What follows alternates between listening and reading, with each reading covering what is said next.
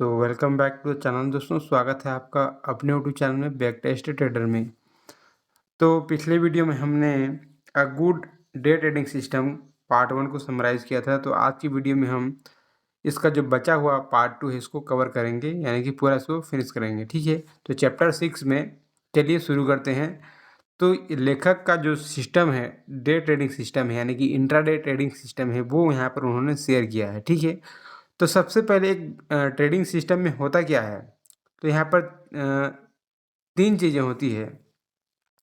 पहला चीज़ होता है आपका एज, दूसरा होता है आपका रिस्क मैनेजमेंट और तीसरा होता है उसमें परफेक्ट एंट्री। ठीक है, तो ये 3 चीज़ें बताते हैं। तो स्ट्रेटजी के अंदर आता है कि सबसे पहले आपके अंदर जो है ना, सोशल मीडिया में जो बताया जाता है कि कई प्रकार के स्ट्रेटजी होते हैं, किताबों में होता है, सोशल मीडिया में होता है, तो यहाँ पर स्ट्रेटजी अवेलेबल है। ठीक है, तो लेकिन ट्रेडिंग में जो आपको सबसे पहले ना सिंपल ट्रेडिंग सिस्टम को फॉलो करना चाहिए। मार्केट में जो पैसा बनता है ना, वो सिंपल तरीके से बनता है, लेखक का यहाँ पर कहना है। ठीक है, तो मेन रीज़न यही कि ज़्यादातर लोग जो ना प्रोफेशनल होते हैं वो अपना सिंपल चीज़ों को रखते हैं। सेम तरीक़ा से यहाँ पर लेखक बताते हैं कि जो मार्केट में ज़्यादा लॉस करते हैं वो सिंपल यानी कि जो मार्केट में जो आते हैं वो डॉक्टर्स, लॉयर्स होते हैं, साइंटिस्ट भी होते हैं ना, वो अपना जो सिस्टम है, यानी कि जो साइंटिस्ट होते हैं, जो लॉयर्स होते हैं, वो डॉक्टर्स जो भी होते हैं, वो भी सिंपल तरीके से काम करते हैं। तो उसी तरीक़ा से डे ट्रेडिंग का जो बिज़नेस है ना, ये भी सिंपल तरीके से आप लोगों को करना चाहिए, यानी कि कॉम्प्लेक्स नहीं बनाना है चीज़ों को। ठीक है, तो तो यानी कि जो कॉम्प्लेक्स चीज़ें हैं उसको आपको सिंपल तरीके से करना है।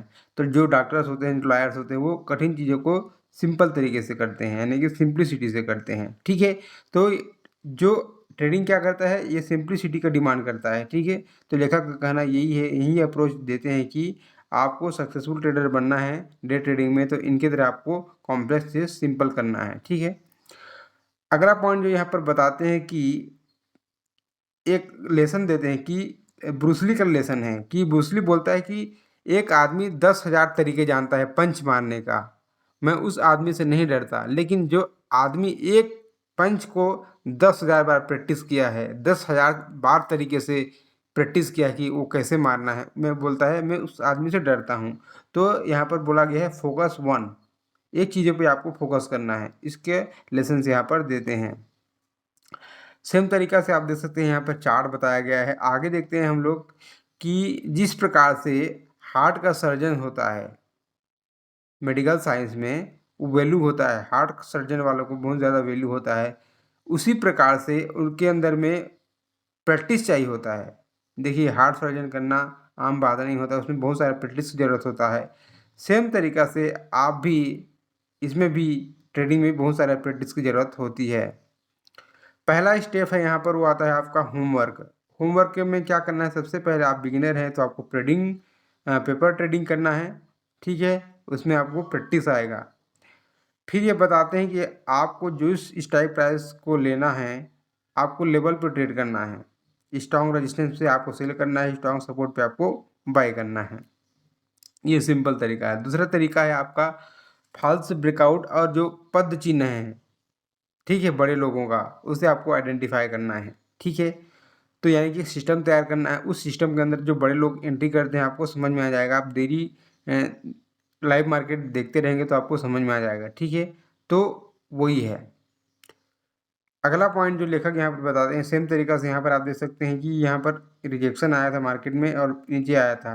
अब प्राइस जो है ना, इसके ऊपर में खुला, एक ग्रीन कैंडल बना, फिर रेड बना, तो ये फॉल्स ब्रेकआउट है। ठीक है, तो इस प्रकार से आपको सिस्टम के अनुसार फॉल्स ब्रेकआउट को पहचानना है। सेम तरीका से ये जो फॉल्स ब्रेकआउट था, ये देखिए यहाँ से नीचे आ गया था, ये ऊपर ग्रीन कैंडल बनाया एक, फिर नीचे आ गया।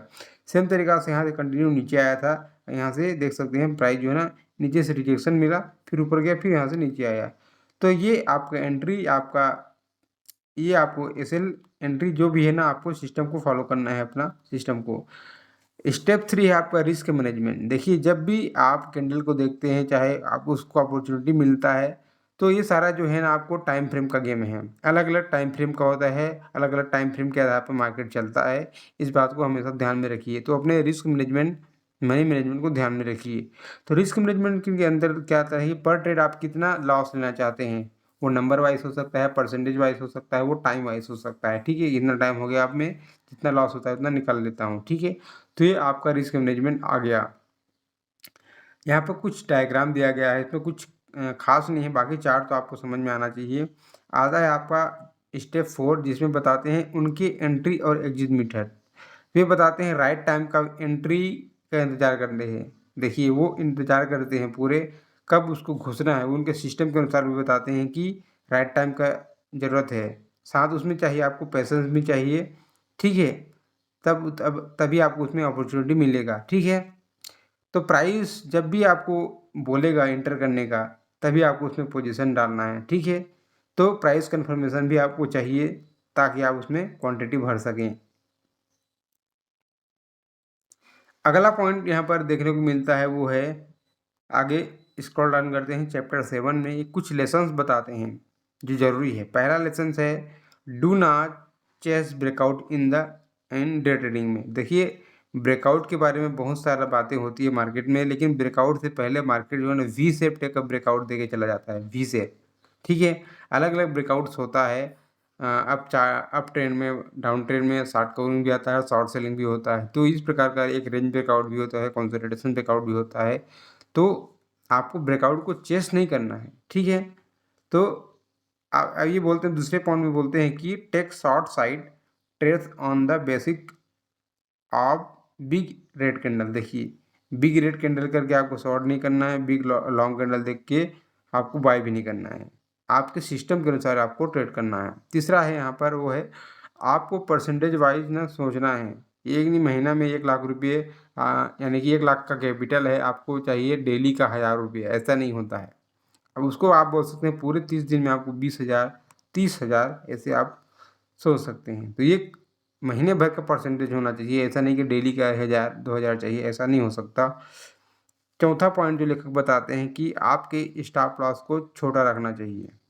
नहीं, स्टॉप लॉस जो होता है ना वो बड़ा होना चाहिए, बड़ा, ताकि आपको मार्केट वहाँ तक पहुँच ना पाए। ठीक है, अगला पॉइंट इसी में बताते हैं कि if you keep your stop loss wide enough you will last in this game longer. देखिए, यानी कि स्टॉप लॉस को बड़ा नहीं रखना चाहिए, सॉरी मैं उल्टा बोल दिया। स्टॉप लॉस को आप बड़ा रख देते हैं तो आप इसमें बड़ी सस्टेन नहीं कर पाएंगे, सर्वाइव नहीं कर पाएंगे। ठीक है, इसलिए आपको टाइम फ्रेम के अनुसार ही स्टॉप लॉस लगाना चाहिए।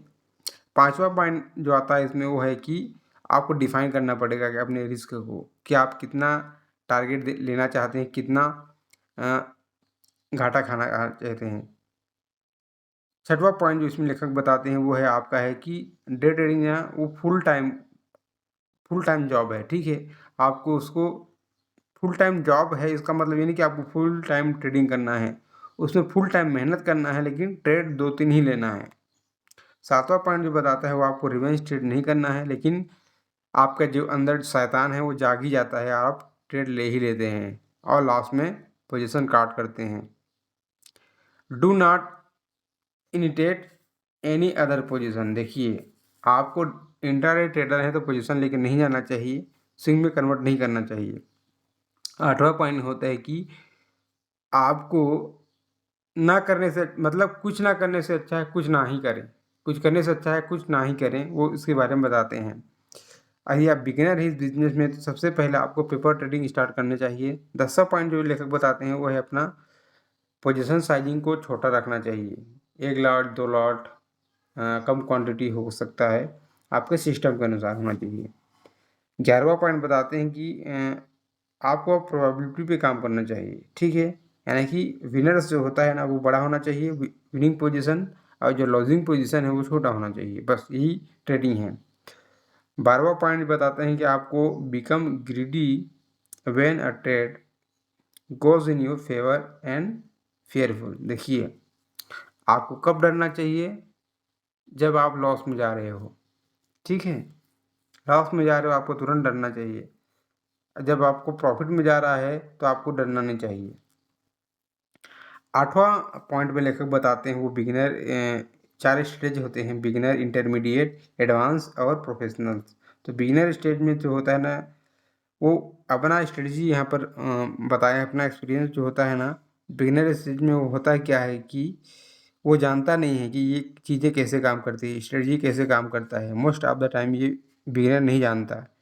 साथ ही साथ वो अपने कैपिटल को मैनेज करना भी नहीं जानता। 3 महीने से 6 महीने के अंदर का पीरियड होता है बिगिनर स्टेज, इसमें अपना बहुत सारा लॉसेस कर लेता है। ना उसे स्ट्रेटजी पता होता है, ना उसे कैपिटल को कैसे मैनेज करना है ये भी नहीं पता होता है, ठीक है। तो ये ट्रेडर क्या करता है, पैसे कमाने का सपना देखता है, वो सपना पूरा उसका जो टूट जाता है, ठीक है। वो होपलेस हो जाता है और डे ट्रेडिंग का सपना देख देख कर उसे लगता है कि ज़्यादातर लोग इसमें ना पैसे बना सकते हैं, और उन्हें वो जो है ना इम्पेशेंट होते हैं, उनके अंदर इम्पेशेंट की क्वालिटी होती है और जल्दी क्विट कर देते हैं, ठीक है। तो सबसे पहले आपको ट्रेडिंग के बारे में सीखना चाहिए, फर्स्ट लर्न करना चाहिए। और दूसरा है आपको रिसर्च करना चाहिए, कुछ रिसर्च करना चाहिए मार्केट के बारे में, पीपल जो ऑलरेडी इसमें सक्सेसफुल हो चुके हैं उसके बारे में, ठीक है। किताबें पढ़नी चाहिए, इसके बारे में रिकमेंड करते हैं। आपको अच्छे डीमैट अकाउंट में ओपन करना चाहिए ब्रोकर के पास, अच्छे ब्रोकर के पास। Do not think about profit, देखिए प्रॉफिट के बारे में नहीं सोचना चाहिए, लेकिन ऐसे सोचते सभी हैं, ठीक है। Think only the perfect your protect your capital, यानी कि अपने कैपिटल को सुरक्षित कैसे रखना है उसके बारे में सोचना चाहिए। दूसरा इंटरमीडिएट, इंटरमीडिएट के लेवल लोग कैसे करते हैं कि वो क्या करते हैं, लॉसेस तो होता है लेकिन सेम टाइम में वो क्या करते हैं, वो अपने रूल्स को फॉलो नहीं करते हैं। ये होता है इंटरमीडिएट लेवल, इसमें ज़्यादातर लोग फंसे होते हैं। प्रॉफिटेबल हो सकते हैं, प्रॉफिट देता है मार्केट उनको, लेकिन वे अपने रूल्स को फॉलो नहीं करते हैं, यही उनकी गलती है, ठीक है। तो ये होते हैं आप 3 साल तक मान सकते हैं, ये जो लेवल होते हैं इंटरमीडिएट लेवल होते हैं, ये अपना रूल ही को फॉलो नहीं करते, इसलिए पैसा ये रख नहीं पाते। पैसा तो बनता है। तो 3 साल के बाद एक ट्रेडर इस स्टेज पे पहुंचता है, ठीक है। तो ये 3 साल के बाद जो है ना, हो सकता है वो स्विंग ट्रेडिंग करेगा, ठीक है, या फिर वो इन्वेस्टर बनेगा, लेकिन कुछ ना कुछ करेगा वो, ठीक है। या फिर वो म्यूचुअल फंड में आएगा, लेकिन इन तीनों के कहीं ना कहीं में आएगा, ठीक है, जो 3 साल मार्केट को दे देता है। तीसरा जो पॉइंट होता है वो है एडवांस स्टेज, थर्ड पॉइंट, ठीक है। ये सक्सेसफुल ट्रेडर बनने का होता है एडवांस स्टेज। इस स्टेज में होता क्या है कि कंसिस्टेंसी, यानी कि लगातार पैसे बनाना, यही स्टेज है, ठीक है। तो ये बनेगा रूल्स को फॉलो करके आपको कंसिस्टेंसी पैसा बनाना है, ठीक है। कंसिस्टेंसी बना नहीं सकता ये, लेकिन पैसा बनता है। चौथा स्टेज है, यहाँ पर आता है वो प्रोफेशनल का, ठीक है। इस स्टेज में होते क्या है कि वो उनके जो कंट्रोल कर लेते हैं उनके इमोशंस को, जो आदमी अपने इमोशंस को कंट्रोल कर लेता है वो इस स्टेज में आ गया होता है, ठीक है। तो यहाँ पर इफेक्टिव तरीका दिया गया है कि ये 4 स्टेजेस होते हैं। जो इमोशन को कंट्रोल करते हैं वो प्रोफेशनल में गिनती करते हैं, और जो अपने रूल्स को फॉलो करते हैं लेकिन एक कंसिस्टेंसी कर नहीं पाते वो एडवांस स्टेज के होते हैं, ठीक है। रूल्स तो बना लेते हैं, प्रॉफिट बनाते हैं, लेकिन लगातार नहीं बना पाते, ठीक है, वो एडवांस स्टेज में आते हैं। तो ये 4 स्टेज के बारे में लेखक बताते हैं। तो सबसे पहले कुछ रिकमेंडेशन यहाँ पर लेखक करते हैं कि आपको किताबें भी पढ़ना चाहिए। चलिए देखते हैं यहाँ पर क्या रिकमेंडेशन आता है। यहाँ पर सबसे पहले मेडिटेशन करने के लिए बोल रहे हैं, ठीक है। इमोशन को कंट्रोल करना है तो मेडिटेशन आना चाहिए, ताकि क्योंकि इसमें होता क्या है कि बार बार डिसीजन लेना पड़ता है डे ट्रेडिंग के अंदर में, ठीक है। तो सांस लेने के तरीके को भी चेंज करना चाहिए। देखिए ब्रीदिंग लेने का तरीका इसमें आपको अलग अलग वीडियो मिल जाएगा। तो ये किताब जो है ना, छोटा सा किताब है, ठीक है, जो हमने जाना पिछले वीडियो में। तो इसमें कुछ कुछ अच्छा पॉइंट भी बताया गया है बिगिनर के लिए। तो ये किताब जो है ना, यहाँ पर आप देख सकते हैं ये ख़त्म होता है। इसके अलावा इस किताब में है नहीं, जो 8 चैप्टर था यहाँ पर मैंने एक्सप्लेन कर दिया है। फर्स्ट पार्ट में चैप्टर 5 तक हमने समराइज़ किया था, ठीक है। वीडियो अच्छा लगा तो लाइक कीजिए, कमेंट कीजिए। मिलते हैं नेक्स्ट वीडियो में। जय हिंद।